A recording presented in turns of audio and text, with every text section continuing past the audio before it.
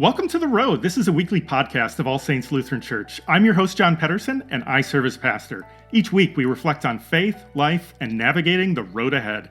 The language of journey is common when we think about life. It has its joys and challenges along the way, and we all need a little encouragement and guidance at times to keep us going. There's a word in the Bible, asphalia, which means truth, but it's the same root word we use in English for asphalt, if you can believe that. It's a solid surface that makes travel easier and more assured. And so every week we're going to be exploring elements of faith and life that keep us on the road. Faith isn't about living a perfect life. It's about finding our way, getting through rough spots, but seeking out those great vistas too. You can find my weekly message here, but you'll also find special conversations with guests who have insights on things like wellness, parenting, and living with unique purpose. If you appreciate this podcast, remember to subscribe where possible and share it with a friend. Here's this week's message. We're wrapping up our series, Critical Conversations, today. And some of the most difficult and gut-wrenching conversations are the ones that happen around death. Many families have to struggle with how to respond when one of their own is near the end of life and they have to agree on the level of care and support. But it's also difficult when we've experienced that loss and we're struggling through stages of grief like denial, anger, bargaining, depression, and the long process of acceptance.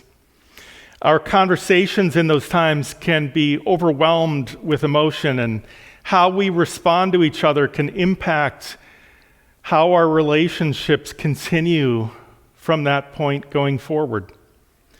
Maybe you've had to gather with family at a loss and found support and meaning in being together. Maybe those conversations have been painful and have strained relationships. Maybe it's been a mix of all of those things.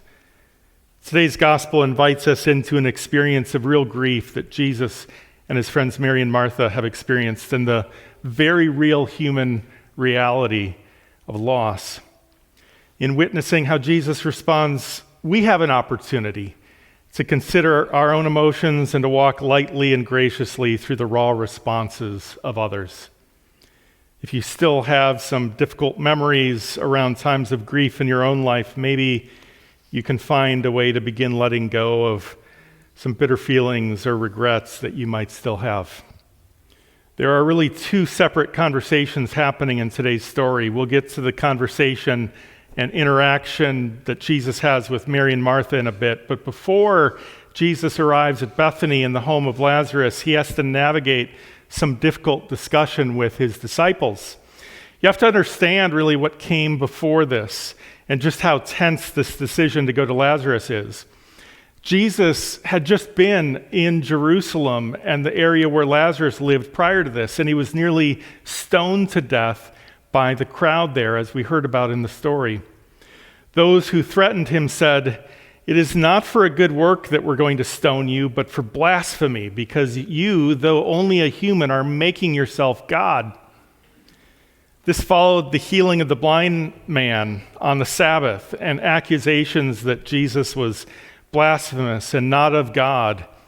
In healing the blind man, Jesus gathered dirt and spit on it and used it to heal the man's eyes. And when you read the story of creation from Genesis, it says that God formed Adam from the dust of the earth.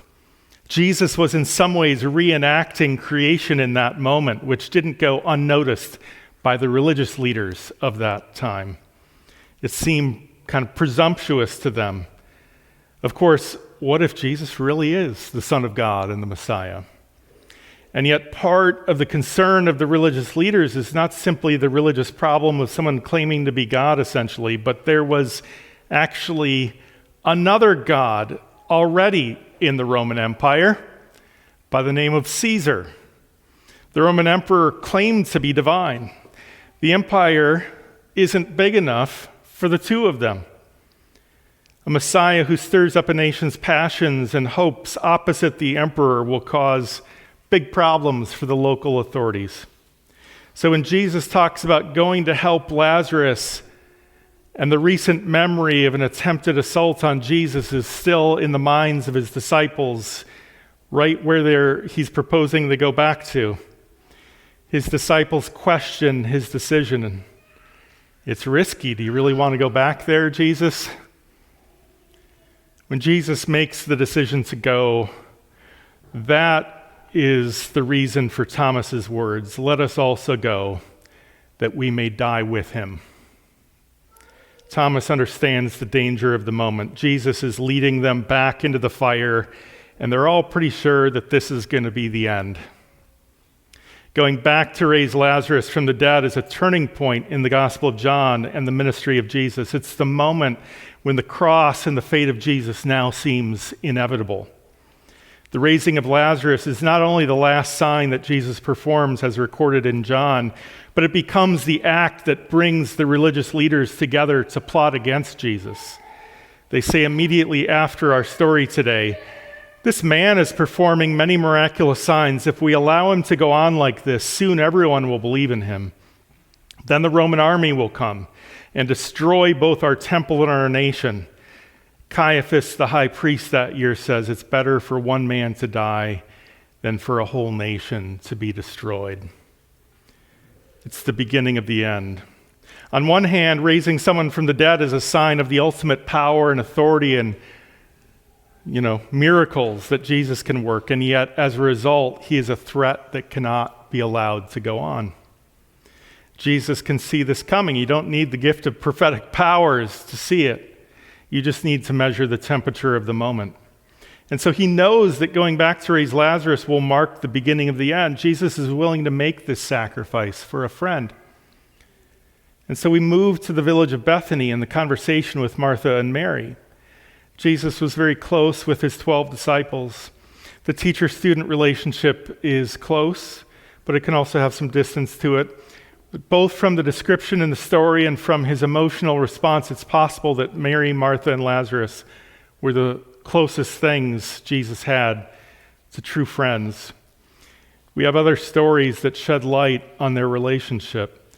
And verse 5 says that Jesus loved them. And so Jesus and his disciples go, and Martha comes to him on the road before they reach the village. Martha says to Jesus what Mary will repeat later, "Lord, if you'd been here, my brother would not have died." And remember, this is after Jesus delayed a couple of days in getting there. We don't hear the tone of those words. There may not have been any hints of anger from Martha, but the words themselves have a note of accusation, if we're honest. "Only if you'd been here." I mean, have you ever had a child or a spouse or a friend disappointed by some situation tell you something like this? "If you'd helped me, if you'd been here, Mom or Dad, if you'd let me go with my friends to the party." It's an expression of grief and anger, no matter how nicely it's put. Maybe it's fair, maybe it's not. How do you react when someone makes a statement like that? It's easy to get defensive. But Martha is simply getting real here. The truth is she thinks Jesus could have done something.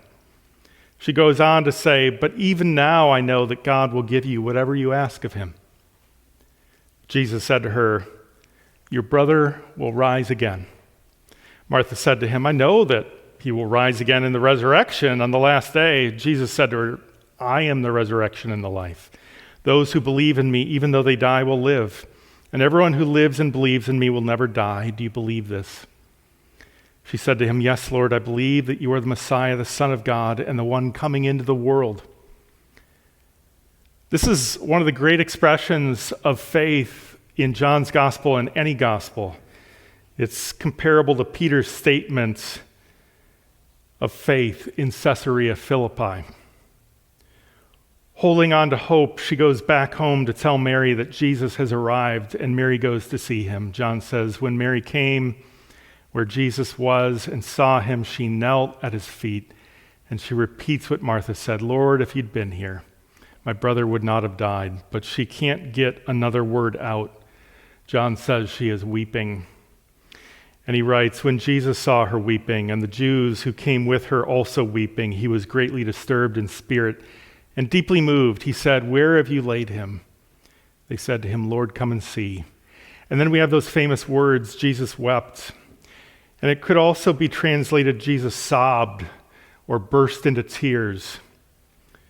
Have you ever experienced sadness that just caused your whole body to shudder? That's what this is. Jesus is moved with compassion and emotion throughout the Gospels with many people that he meets, but this one seems different. Anyone who would want to envision Jesus as a Midwestern prairie stoic like the farmer in Grant Wood's American Gothic, holding a pitchfork with a stern and unmovable face, will be surprised. Jesus is not ashamed to inhabit every part of his full humanity here. So the Jews or those in the crowd say, "See how he loved him." And some of them said, "Could not he who opened the eyes of the blind man have kept this man from dying?" So they're echoing Mary and Martha. Couldn't he have done something? They don't realize what he's still about to do. We know that by the time Jesus arrives, it's the fourth day since Lazarus has died. His body's been placed in a cave with a stone in front of it, not unlike the custom used upon the death of Jesus himself. And according to Jewish beliefs, the soul left the body after 3 days. This puts an exclamation point on the fact that Lazarus is truly dead and not just sleeping. Jesus prays and calls out for Lazarus. Lazarus is raised. It's a foreshadowing of Jesus' own resurrection, but it comes along with the risk I talked about earlier in the conversation with his disciples. His rising authority and power pose a threat to those in authority. Many of those in the crowd begin to believe in him in that moment, only raising the stakes in the crisis point that much more. In the midst of his own raw emotions, the risk to his own life, and the pointed grief of his friends Mary and Martha, Jesus remains present with them without becoming reactive.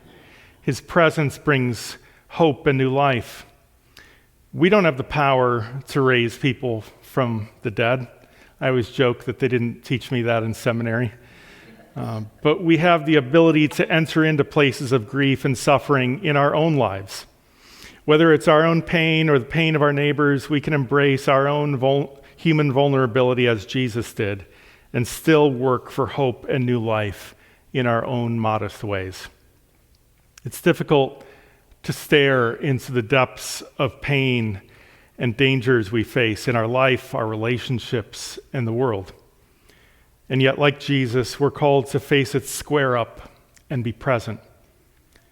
Sometimes that happens when we enter bravely into relationships and conversations, and at other times in our actions. But however we do it, theologian Douglas John Hall says, faith is at once the greatest commitment to reality and the greatest rebellion against reality. Faith is made of this courage to both see and respond. Jesus rebelled against the dangers he faced, the grief and suffering he witnessed, and he acted with hope and compassion. We are called to do the same for the sake of our neighbors and the world, which Jesus loved. Amen. That's this week's message. You don't have to navigate the road ahead alone. You can join with others at All Saints. Visit allsaintsmtka.org for more information. Have a great week.